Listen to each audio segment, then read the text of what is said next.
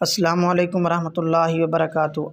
آج ہم جس مسئلے کے متعلق گفتگو کریں گے وہ مسئلہ یہ ہے کہ اللہ تبارک و تعالیٰ کے لیے مفرد کا صیغہ بولا جائے یا جمع کا، یعنی اس طرح کہا جائے اللہ تبارک و تعالیٰ فرماتا ہے، اس طرح کہا جائے، یا اللہ تبارک و تعالیٰ فرماتے ہیں، اس طرح کہا جائے، ان میں سے پسندیدہ کون سا ہوگا؟ تو اس کی وضاحت یہی ہے کہ اللہ تبارک و تعالیٰ فرماتا ہے، اس طرح کہنا یہ زیادہ پسندیدہ اور بہتر ہے۔ اللہ تبارک و تعالیٰ فرماتے ہیں کہنا یہ ناپسندیدہ ہے، یعنی اچھا نہیں ہے۔ باقی کوئی کہہ دیتا ہے تو اس کو ناجائز بھی نہیں کہا جائے گا اور اس کو گناہ گار بھی نہیں کہا جائے گا، لیکن بہتر یہی ہے کہ اللہ تبارک و تعالیٰ فرماتا ہے اس طرح کہا جائے۔ اس پر میں آپ کو دلائل پیش کرتا ہوں۔ سب سے پہلے احکام شریعت صفحہ نمبر 163 ہے۔ آپ فرماتے ہیں اللہ عز و جل کو ضمائر مفرد سے یاد کرنا مناسب ہے کہ وہ واحد فرد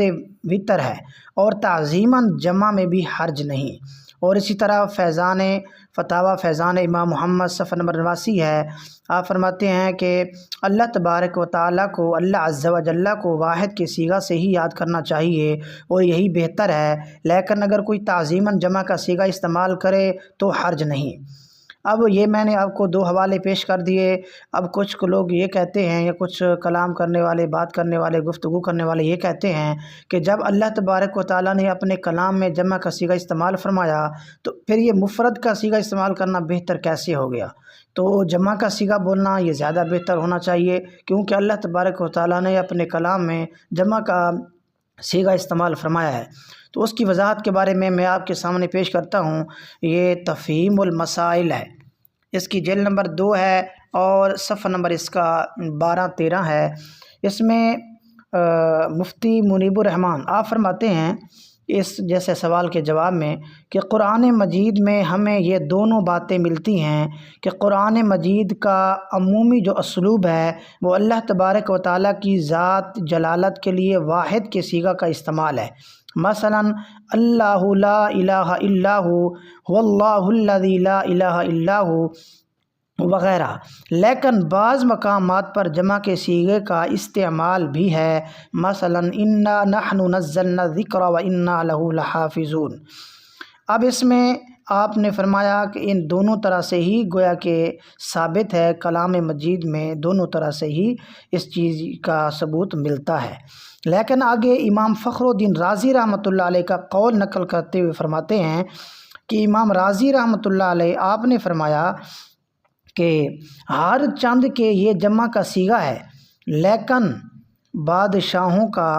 طریقہ یہ ہے کہ وہ اپنی عظمت کے اظہار کے لیے خود کو جمع کے صیغے کے ساتھ تعبیر کرتے ہیں، کیونکہ ان میں سے جب کوئی ایک کام کرتا ہے یا کوئی بات کہتا ہے تو وہ اس کو یوں کہتا ہے کہ ہم نے یہ کام کیا یا ہم نے یہ بات کی، اور اس کے بعد یہ بات جو ہے علامہ رازی رحمۃ اللہ علیہ،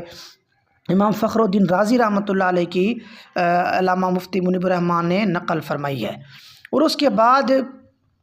آپ نے ایک قول اور بھی نقل فرمایا ہے علامہ غلام جیلانی میٹھی رحمۃ اللہ علیہ کا،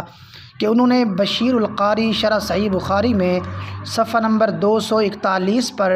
انہوں نے اس مسئلے پر گفتگو فرمائی، تو انہوں نے فرمایا کہ اللہ تبارک و تعالیٰ نے قرآن مجید میں بعض مقامات پر اپنے لیے جو جمع کے کلمات ارشاد فرمائے ہیں وہ اس کی ذات جلیلہ کے لیے خاص ہیں۔ اس نے ایسے کلمات بندوں کی زبان سے بیان نہیں فرمائے، بلکہ جہاں بندوں کو اپنی بارگاہ عالیہ کے لیے کچھ عرض کرنے کا حکم ہوا ہے تو وہ کلمات مفردہ پر مشتمل ہے۔ مثلا سورۃ آل عمران آیت نمبر 26 ہے یا 27 ہے کہ مالک الملک تؤتی، یا اس کے بعد ہے تنزع و تعز و تذل، تولج، تخرج، ترزق، یہ سب مفرد کے صیغے ہیں۔ اور اسی طرح سورۃ الانعام آیت نمبر 12 میں ہے کاتبہ، اور اس سورت کے آخر میں ہے شہید، قل انما هو الہ واحد۔ اسی طرح آیت نمبر 25 میں ہے قل هو القادر۔ تو یعنی یہ اس طرح ہے کہ اللہ تبارک و تعالیٰ نے مفرد کے صیغے استعمال فرمائے ہیں، مفرد کے صیغے سے ہی کلام فرمایا ہے۔ اسی طرح صورت یونس آیت نمبر 34 میں ہے قل اللہ یبدأ الخلق، اور صورت رعد میں ہے قل هو ربی، صورت الاسراء میں ہے آیت نمبر 26 قل رب ارحمہما، اور اسی طرح صورت کی آیت نمبر 80 میں ہے قل ربی ادخلنی، اور صورت طہ آیت نمبر 114 میں ہے قل رب زدنی علما، اور اسی طرح قل رب انزلنی منزلا مبارکا، اور اسی صورت کی آیت نمبر 118 میں قل رب اغفر وارحم وانت خیر الراحمین، اور صورت اخلاص آیت نمبر 1 میں قل هو اللہ احد۔ تو اسی طرح قرآن مجید میں بارگاہ الوہیت سے تعلیم مومنین کے لیے دعا کے جتنے بھی کلمات ارشاد فرمائے گئے ہیں وہ سب کے سب مفرد کلمات ہیں۔ سورۃ فاتحہ ہی میں ہے اہدنا الصراط المستقیم، انبیاء کرام کی سب دعائیں مفرد کے صیغوں کے ساتھ ہیں۔ سورۃ بقرہ کے آخر میں ہے واعف عنا واغفر لنا وارحمنا فانصرنا، تو یعنی ہمیں معاف فرما دے، ہمیں بخش دے، ہم پر رحم فرما، ہماری مدد فرما، یہ سب مفرد کے صیغے ہیں۔ تو میں آگے آپ یہ فرماتے ہیں کہ میں ادعا تو نہیں کرتا کہ تمام احادیث مبارکہ یا اکثر میرے مطالعے سے گزر چکی ہیں، لیکن جہاں تک میرا محدود مطالعہ ہے تو رسول اللہ صلی اللہ علیہ وآلہ وسلم سے اللہ تبارک و تعالیٰ کے لیے جمع کا صیغہ ثابت نہیں ہے، تو بندوں کے لیے اللہ تبارک و تعالیٰ کے مقرر کردہ اسلوب دعا اور رسول اللہ صلی اللہ علیہ وآلہ وسلم کی سنت طیبہ میں ذات باری تعالیٰ کے لیے مفرد کلمات ہی ارشاد فرمائے ہیں۔ تو آگے آپ فرماتے ہیں کہ مقصد یہ ہے کہ آپ نے یہ فرمایا، خلاصہ کلام یہی نکلا کہ بندے کا اللہ تعالیٰ کی ذات جلالت کے لیے مفرد کا صیغہ ہی استعمال کرنا اولا ہے، بہتر ہے، لیکن اگر کوئی جمع کا صیغہ بھی استعمال کرتا ہے تو اس کو شرک و بدعت یا گمراہی قرار دینا درست نہیں ہے، یہ بھی بہرحال مباح و جائز ہے۔ بہرحال کہنے کا مقصد یہی ہے، خلاصہ کلام یہی نکلا